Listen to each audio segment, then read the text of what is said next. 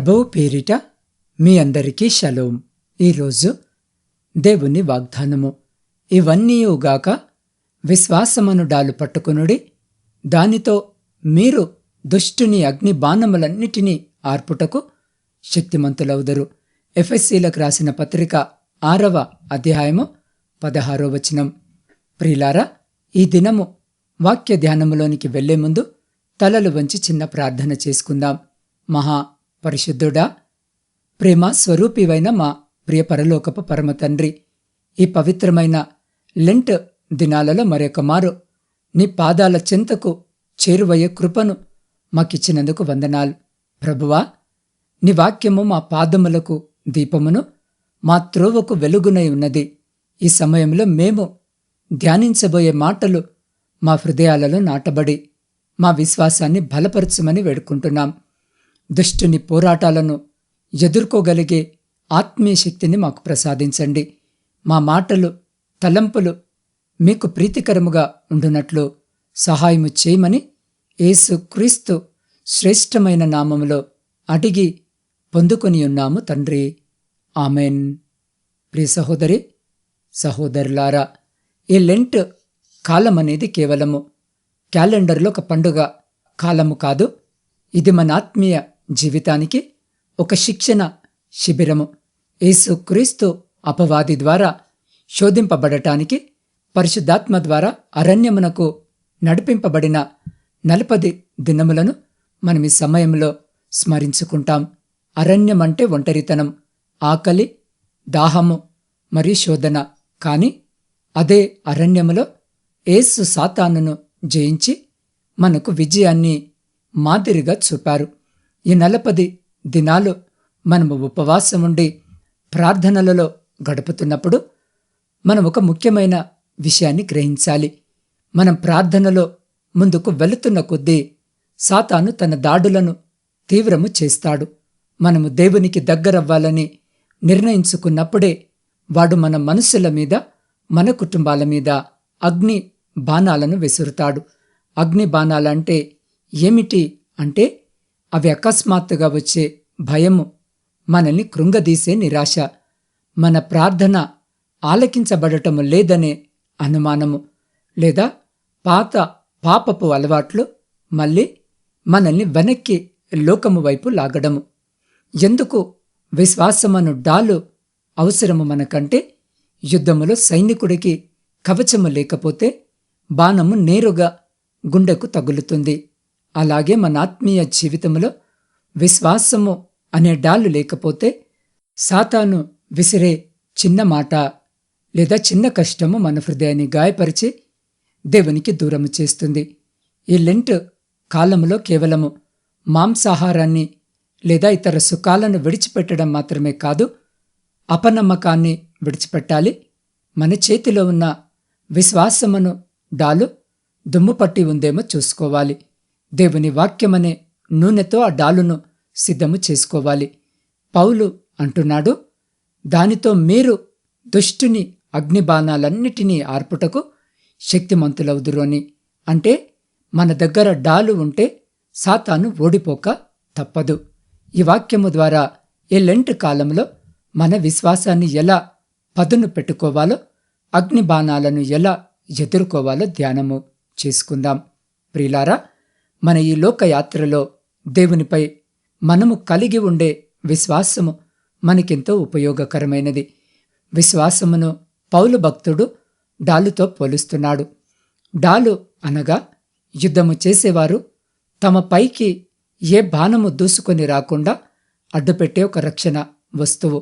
వారికి ఆ యొక్క డాలు అనేది లేకపోతే ప్రత్యర్థులు వేసే బాణముకి వారు గురి కావలసి వస్తుంది. చివరకు ప్రాణము విడిచిపెట్టాల్సి వస్తుంది. అటువంటి విలువైన విశ్వాసము అనే డాలును మనం ఈ రోజున కలిగి లేకుండా ఒక అడుగు కూడా ముందుకు వేయకూడదు. మనకు డాలుతో ఏమి పని అంటే, ఈ లోకములో మనమందరము శారీరకపరమైన నిజమైన యుద్ధము చేయము. పూర్వకాలము మనకు యుద్ధాలు జరిగేవి. కాని ప్రతి మనిషి కూడా ప్రతిరోజు ఆత్మీయముగాను మానసికంగాను బంధాలతోనూ యుద్ధము చేయాల్సి ఉంటుంది.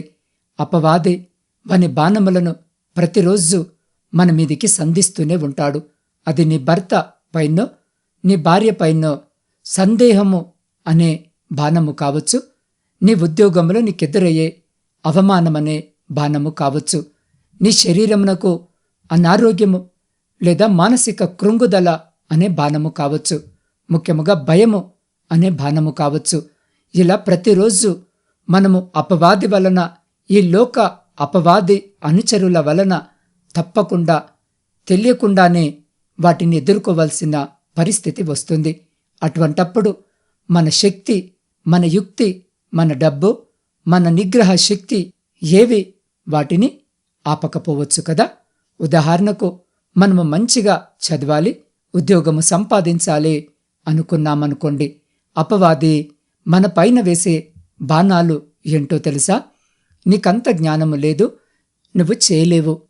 నీకంత డబ్బు లేదు, శిక్షణ తీసుకోలేవు. ఎంతోమంది ఆ ఉద్యోగానికి దరఖాస్తు పెట్టుకున్నారు, నీకు వస్తుందా? నీ వయసు సరిపోదేమో, నీవు ఉద్యోగము కోసము ప్రయత్నము చేసి వృధా చేసుకోకు, చిన్న ఉద్యోగం ఏదైనా చేసుకో, కుటుంబాన్ని పోషించుకో. ఇలా బాణాల మీద బాణాలు వస్తూనే ఉంటాయి, వాడు వేస్తూనే ఉంటాడు.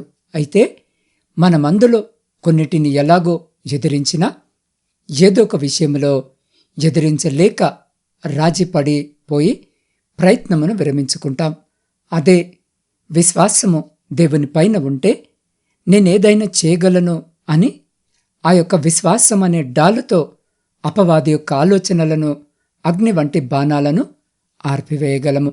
ప్రియ సహోదరి, సహోదరుడా, ఒకానొక గ్రామంలో ఒక వృద్ధురాలు ఉండేది. ఆమెకు దేవునిపై అచంచలమైన విశ్వాసము. ఒకసారి ఆ గ్రామంలో తీవ్రమైన కరువు వచ్చింది. పంటలు పండక, తినడానికి గింజలు లేక అందరల్లాడిపోతున్నారు. గ్రామంలోని కొందరు ఆమె దగ్గరికి వచ్చి, నీ దేవుడు నిన్ను చూస్తున్నాడా? ఈ కరువులో నీ విశ్వాసము నిన్ను రక్షిస్తుందా అని ఎగతాళి చేస్తూ నవ్వారు. ఆమె ప్రశాంతముగా, నా దేవుడు సమస్తమును ఇచ్చువాడు అని సమాధానము చెప్పింది. ఒక రాత్రి ఆమె ఇంట్లో పిడికెడు బియ్యము కూడా లేవు. అప్పుడు సాతాను ఆమె మనసులో సందేహము అని అగ్నిబాణాన్ని విసిరాడు. నీవు రేపాకలితో చనిపోతావు, నీ దేవుడు నిన్ను మర్చిపోయాడు అని. ఆమె వెంటనే మోకరించి, ప్రభువా, నీవు నన్ను విడిచిపెట్టవు అని ప్రార్థించింది. మరుసటి రోజు ఉదయము ఆ గ్రామానికి చెందిన ఒక ధనవంతుడు ఆమె ప్రార్థన గురించి తెలియకపోయినా తన ధాన్యాగారంలో కొంత భాగం పేదలకు పంచాలని నిర్ణయించుకున్నాడు. మొదటగా ఆమెంటికి ఒక బస్తా బియ్యాన్ని పంపాడు. ఆమె విశ్వాసమనే డాలును పట్టుకుంది కాబట్టి సాతాను విసిరిన సందేహము అనే బాణము ఆమెను గాయపరచలేకపోయింది. లెంట్ కాలములో మనము నేర్చుకోవలసిన పాఠము కూడా ఇదే. పరిస్థితి ఎలా ఉన్నా దేవుని వాగ్దానాన్ని నమ్మడమే మనల్ని రక్షిస్తుంది. పరిశుద్ధ లేఖన భాగములో కూడా యెహోషువ మొదట నాయకత్వమును తీసుకున్నాక యెరికో అనే సమస్య ఎదురైంది. దానిని దాటుకుంటూ వెళితేనే గాని గమ్యము చేరలేము అని వారికి తెలుసు. కాని ఆ దేశస్థులు వారికి అడ్డుపడ్డారు. అప్పుడు దేవుడు చెప్పాడు, దాని చుట్టూ తిరిగితే చాలు, అది పడిపోతుందని. ఆ విధముగానే యెహోషువ తన యొక్క జనులతో సైన్యముతో తిరగడము ప్రారంభించాడు. అలా తిరగడము ప్రారంభించిన దగ్గర నుండి యెహోషువకు తప్పక అపవాది యొక్క బాణాలు సంధించే ఉంటాడు. ఆ గుంపులో కొందరు అంటున్నారు, దీని చుట్టూ తిరిగితే మాత్రము ఇది పడిపోతుందా? ఇది చాలా గట్టిది, ఇది 7 రోజులు కాదు 70 రోజులు తిరిగినా ఉపయోగముండదు, ఈ యెహోషువకి మనల్ని నడిపించడము రాదు అని ఇలా ఎన్నో మాటలు బహుశా అతను వింటున్నా అవేవి యెహోషువను అడ్డుకోలేకపోయాయి. ఎందుకంటే అతని దగ్గర విశ్వాసమనే డాలు ఉంది. ఆ డాలుతోనే దేవుడు చెప్పినట్టు చేశాడు, విజయాన్ని సాధించాడు. ఈరోజు ఈ వాక్యము వింటున్న నా ప్రియ సహోదరి, సహోదరులారా, నీవు విశ్వాసమనే డాలును కలిగి ఉన్నావా? విశ్వాసము అంటే నీ పైన, నీ బంధువులపైన, నీ స్నేహితులపైన, నీ ఆస్తిపైన కాదు, దేవుని పైన విశ్వాసము కలిగి ఉన్నావా? నువ్వు తప్పకుండా ఉంటే నువ్వు తప్పకుండా అన్నింటిలో విజయాన్ని సాధిస్తావు. అపవాది నీ పైన వేస్తున్న అవమానము, నీకు కలగజేస్తున్న నిరుత్సాహము, నిందలు, బలహీనతలు, ఆర్థికపరమైన కష్టాలు, కుటుంబంలోని కలతలు, అవమానాలు, ఈ లోక ఆకర్షణలు, ఇలా ఏవైతే నువ్వు ఆగిపోవడానికి, నువ్వు ఓడిపోవడానికి, నువ్వు బాధపడటానికి కారణమవుతున్నాయో అవన్నిటినీ నువ్వు ఆర్పివేయగలవు. అటువంటి శక్తి నీకు దేవునిపైన విశ్వాసమిస్తుంది. కాబట్టి ఎప్పుడూ విశ్వాసమనే డాలును మాత్రము వదలకండి. అది నిన్ను, నీ కుటుంబాన్ని, నీ ఆత్మీయ జీవితాన్ని రక్షిస్తుంది. దుష్టుణ్ణి నీ దగ్గరికి కూడా రాకుండా చేస్తుంది. కాబట్టి ప్రియ సహోదరి, సహోదరుడా, ఇలాంటి కాలములో మనము కేవలము బాహ్యమైన భక్తిని ప్రదర్శించడము కంటే మన అంతరంగంలో ఉన్న విశ్వాసపు కవచాన్ని ఒక్కసారి పరీక్షించుకుందాం. పౌలుగారు విశ్వాసమను డాలు పట్టుకొనుడే అన్నప్పుడు అదేదో ఒక మూలన ఉంచే అలంకార వస్తువు కాదు. అది యుద్ధరంగంలో ఎప్పుడు చేతిలో ఉండాల్సిన ఆయుధము. దుష్టుడు విసిరే బాణాలు ఎప్పుడు ఒకేలాగా ఉండవు. ఒకసారి అవి అనుమానము అనే బాణాలుగా వస్తాయి. దేవుడు నిన్ను ప్రేమిస్తున్నాడా? అయితే నీకు కష్టము ఎందుకు వచ్చింది అని వాడు మనల్ని ప్రశ్నిస్తాడు. మరికొన్నిసార్లు అపరాధ భావము అనే బాణాలు వస్తాయి. నువ్వు పాపివి, నీ ప్రవర్తన, నీ ప్రార్థన దేవుడు వినడు అని వాడు మనల్ని వెనక్కి లాగుతుంటాడు. కానీ గుర్తుంచుకోండి, మీ విశ్వాసమనే డాలును మీరు అడ్డుపెట్టినప్పుడు ఆ బాణాలు మీ హృదయాన్ని తాకవు. సరే కదా? అవి అక్కడే ఆరిపోతాయి. ఈ 40 రోజుల లెంట్ కాలంలో మనము నేర్చుకోవలసిన పాఠం ఏమిటంటే, దేవుని వాగ్దానమే మన డాలు. సాతాను శోధించినప్పుడు యేసు ప్రభు లేఖనము సెలవిచ్చినదేమనగా అని సమాధానమిచ్చారు. అంటే ఆయన తన విశ్వాసాన్ని వాక్యము మీద ఉంచారు. మన ప్రార్థనలు, మన కన్నీళ్లు, మన ఉపవాసము మన విశ్వాసాన్ని బలపరచాలి. లోకములో మీకు శ్రమ కలగవచ్చు, శోధనలు మిమ్మల్ని చుట్టుముట్టవచ్చు. కానీ బైబిల్ సెలవిస్తుంది, లోకమును జయించిన విజయము మన విశ్వాసమే అని. ఈ లెంట్ కాలము ముగిసే సమయానికి మనము కేవలము క్యాలెండర్లో రోజులు లెక్కపెట్టిన వారంలా కాకుండా ఆత్మీయ యుద్ధములో ఆరితేరిన సైనికుల్లా నిలబడాలి. చివరిగా ఒక్క మాట, అపవాది మీ మీద బాణాలు వేస్తున్నాడంటే మిమ్మల్ని పడగొట్టాలని చూస్తున్నాడు. కానీ మీ పక్షాన ఉన్న దేవుడు మిమ్మల్ని లేవనెత్తాలని చూస్తున్నాడు. కాబట్టి ధైర్యము తెచ్చుకోండి. మీ డాలును వదలకండి. వాక్యమనే నూనెతో దాన్ని నిత్యము తడపండి. ఆ అగ్నిబాణాలన్నిటినీ ఆర్పివేసే శక్తి దేవుడు మీకు అనుగ్రహించునుగాక. ప్రియులారా, ఈ సమయంలో ఈ వాక్యము వింటున్న మీరున్న స్థితిలోనే వీలైతే మోకరించి మీ కుడి చేతిని మీ హృదయంపై పెట్టుకొని, లేదా నిలబడి ఉండి ఆకాశము వైపు మీ 2 చేతులెత్తి నాతో పాటు కొన్ని నిమిషాలు ప్రార్థనలో ఏకీభవించండి. మహా పరిశుద్ధుడా, మా ప్రియ పరలోకపు తండ్రి, మీ శ్రేష్టమైన ఉన్నతమైన పరిశుద్ధ నామానికి స్తుతులు, స్తోత్రాలు, వందనాలు. అయ్యా, ఈ సమయమందు నీ వాక్యాన్ని వింటున్న ప్రతి బిడ్డను నీ హస్తాలకు అప్పగిస్తున్నాను. ప్రభువా, ఈ లెంట్ కాలంలో మా ఆత్మీయ పోరాటములో మేము ఒంటరి వారము కాదని, నీవు మా పక్షాన ఉన్నావని మాకు గుర్తు చేసినందుకు వందనాలు. ప్రభువా, ఈ దినము ఈ వాక్యము వింటున్న వారిలో ఎందరో సాతాను విసిరిన అనారోగ్యమనే అగ్నిబాణముతో బాధపడుతుండొచ్చు. ఆర్థిక ఇబ్బందులు లేదా కుటుంబ కలహాలు అనే బాణాలతో గాయపడి ఉండవచ్చు. తండ్రి, ఇప్పుడే నీ ఆత్మశక్తి వారి మీదికి వచ్చునుగాక. వారి విశ్వాసమను డాలు బలపరచబడునుగాక. అపవాది విసిరే ప్రతి అగ్నిబాణాన్ని నీ నామములో వారు ఆర్పివేయుదురుగాక. అయ్యా, ఈ లెంట్ కాలములో మాత్మీయ జీవితము కేవలము మాటలకి పరిమితము కాకుండా క్రియలలో నిరూపించబడాలి. మా విశ్వాసాన్ని పదును పెట్టుకుని నీ సిలువ వైపు చూస్తూ ముందుకు సాగే కృపను దయచేయండి. అయ్యా, ఈ ఛానల్ ద్వారా వాక్యం ఎంతమందికి అయితే చేరుతుందో వారందరి జీవితాల్లో ఒక గొప్ప ఆత్మీయ విప్లవము ప్రారంభమవ్వాలని వేడుకుంటున్నాం. అంధకార శక్తులు లయమైపోవునుగాక. నీ వెలుగు వారి హృదయాల్లో ప్రకాశించునుగాక.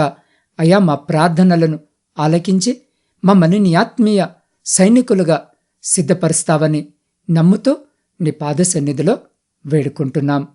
దేవా, ఈరోజు జన్మదిన వివాహ వార్షికోత్సవాలు జరుపుకొంచున్న ప్రతి బిడ్డను మీ నూతన దయాకిరీటం చేత ఆశీర్వదించమని వేడుకుంటున్నాం. ఇతరాత్ర శుభకార్యాలు జరిగించుకుంటున్న బిడ్డలతో కూడా మీరుండి సంతోషకరమైన కుటుంబ జీవితమును దయచేయమని వేడుకుంటున్నాం. ప్రాముఖ్యంగా నా తండ్రి, క్యాన్సర్ వ్యాధితో పోరాడుతున్న నవీన సత్య, మేఘన, యశస్విని, మల్లికార్జున స్వామి, జహంగీర్, సుబ్బారావు, పద్మ, జ్యోతి, కళావతి, రాజేశ్వరి, భాష, హిమజ, యశస్విని, ఖైరున్నీసా, రమాదేవి, విమలమ్మ, అనుష, మార్తమ్మలపై నీ కరుణ కటాక్షములను కురిపించి వారి శరీరంలోని ప్రతి క్యాన్సర్ కణాన్ని నిర్మూలించి వారికి సంపూర్ణ ఆరోగ్యాన్ని ప్రసాదించమని వేడుకుంటున్నాం. కిడ్నీ వైఫల్యంతో బాధపడుతున్న సిద్ధు, లక్ష్మణ్, ప్రవీణ్ కుమార్, తేజ, నాగజ్యోతి, నయోమి, సన్నీలకు కొత్త శక్తిని ప్రసాదించండి. అలాగే పక్షవాతముతో కదల్లేక ఉన్న సూర్యరావు, రాంబాబు, గుణసుందరమ్మ, బాలప్ప, రంగన్న, కృపాకర్, జయకృష్ణ, భాస్కర్రావు, విజయలక్ష్మి, శ్రీనివాసరెడ్డి, వెంకటేశ్వరమ్మ, నారాయణ, శ్రీను, వీరేష్, రంగన్నలకు తిరిగి నడిచే శక్తిని, అవయవాలకు కదలికను దయచేయండి. గుండె సంబంధిత వ్యాధులతో ఉన్న Pavan, Sugunavathi, Jayamma, Sushila, Sharon, Mary, Sebastian, Anandarao, ప్రభావతులకు గుండె నిబ్బరాన్ని, ఆరోగ్యాన్ని దయచేయండి. అయా, తెలియని వ్యాధులతో బాధపడుతున్న రత్నను జ్ఞాపకము చేసుకోండి. అల్సర్తో బాధపడుతున్న అనితకు సంపూర్ణ స్వస్థతను దయచేయండి. అనేక మాసాలుగా కోమాలో ఉన్న నానికి స్పృహను ప్రసాదించి తిరిగి జీవితాన్ని దయచేయమని వేడుకుంటున్నాం. బ్రెయిన్ ట్యూమర్తో ఉన్న లీలావతి, ప్రశాంతి, జైపాల్ రెడ్డిలకు మేలు చేయండి. అయా, 10 ఏళ్లుగా ఒంటరితనముతో భయముతో ఉన్న సజిత్కు మనశ్శాంతిని దయచేయండి. ఆర్థరైటిస్తో బాధపడుతున్న నా తండ్రి, కీర్తన, వెంకటేశ్వరమ్మ, నూకరత్నములను జ్ఞాపకము చేసుకోండి. వారికున్న నరాల బలహీనత నుంచి విముక్తిని కలిగించమని వేడుకుంటున్నాం. అయా, హెచ్ఐవితో బాధపడుతున్న లక్ష్మిని, కుమారిని జ్ఞాపకము చేసుకుని నా తండ్రి స్వస్థపరచమని వేడుకొంచున్నాం. వెన్నుముక దెబ్బతిన్న గోపాల్ రెడ్డికి, జ్ఞాపక శక్తిని కోల్పోయిన సుజాతకు, అయా, దుష్టశక్తులతో ఇబ్బంది పడుతున్న అఖిలకు నిరక్షణ కవచాన్ని ప్రసాదించమని వేడుకుంటున్నాం. ప్రభువా, ఈ పేర్లన్నీ మీకు తెలుసు నాయనా. వారి వేదన మీకు తెలుసు. వారి కన్నిటిని తుడిచి వారి కుటుంబాలకు ధైర్యాన్ని దయచేయండి. నీ అద్భుతమైన స్వస్థత స్పర్శ ద్వారా వీరందరూ తిరిగి ఆరోగ్యవంతులుగా మారి నీ నామానికి సాక్షులుగా నిలబడాలని వేడుకుంటున్నాం. ప్రాముఖ్యంగా తండ్రి, ఈ సమయంలో నాత్మీయ కుటుంబ సభ్యులందరినీ మీ పరిశుద్ధ పాదాల చెంతకు తీసుకొని వస్తుండగా వారి ప్రతి ప్రార్థన విన్నపాన్ని మీరు ఆలకించి అంగీకరించి ప్రతి న్యాయమైన కోరికకు మీరు సమాధానము దయచేసి మీ ఆకాశపు వాక్యాలను విప్పి మీ సమృద్ధికరమైన దీవెన ఆశీర్వాదాల చేత బిడ్డలను దీవించి ఆశీర్వదించి తృప్తిపరిచి మీ కృపలో భద్రపరుచుకొని ముందుకు నడిపించమని మా ప్రభువును మీ ప్రియకుమారుడైన యేసు క్రీస్తు శక్తి కలిగిన నామమున ప్రార్థించి స్తుతించి అడిగి పొందుకొని ఉన్నాము తండ్రి. ఆమెన్.